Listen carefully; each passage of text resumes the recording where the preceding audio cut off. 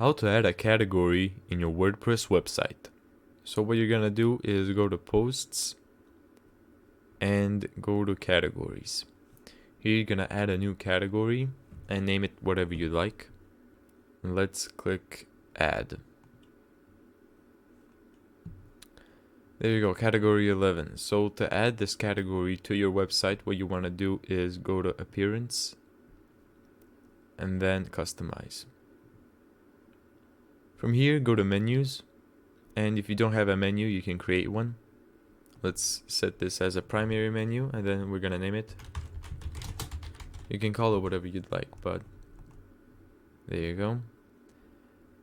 Once you have this menu, you're gonna click add items, click categories, and then add the category that you just made. And there you go. That's how to add a category in your WordPress website. Thank you so much for watching this video. If you found this tutorial helpful, make sure to give it a thumbs up and subscribe. And as always, see you in the next video.